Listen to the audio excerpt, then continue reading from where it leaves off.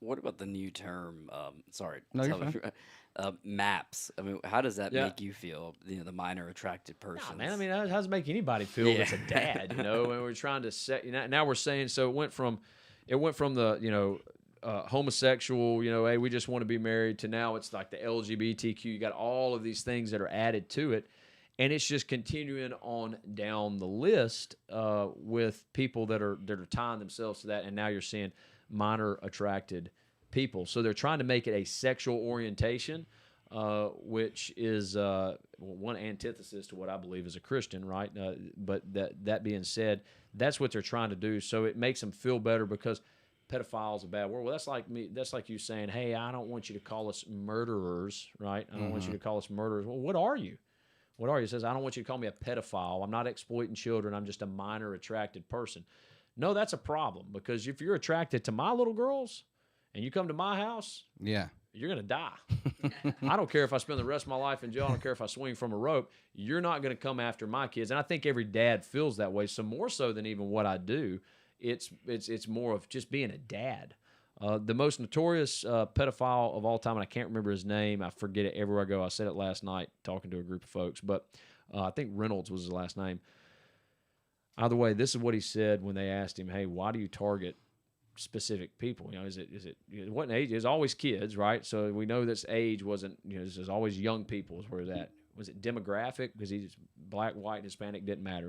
Was it boy, was it girl? It didn't matter. He went after all of them. Didn't have anything. So what was it that made you target a kid? Because all this is kind of hodgepodge to look at it from the outside looking in. His is what he said. I'll try to find the interview and send it to y'all. He said, "I looked at the dad. I looked at the father, and if the father appeared to be a threat, I didn't go after that kid." That's condemning to us as dads. Yeah. So what I ask dads is, one, are you a threat or are you perceived as a threat? I'm going to make a shirt that says be a threat, right? Be a threat to whoever would take your kids from you.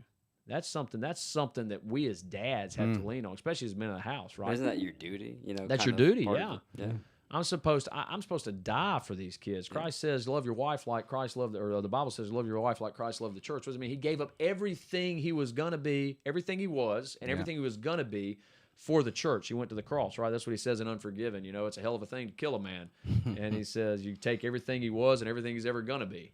Well, that's what it means to love your wife, love your family, love your kids like Christ loved the church, is to be willing to give up everything I am and everything I'm going to be to protect these people that God gave me. And it's important for us to see, you want to impact human trafficking on the front end?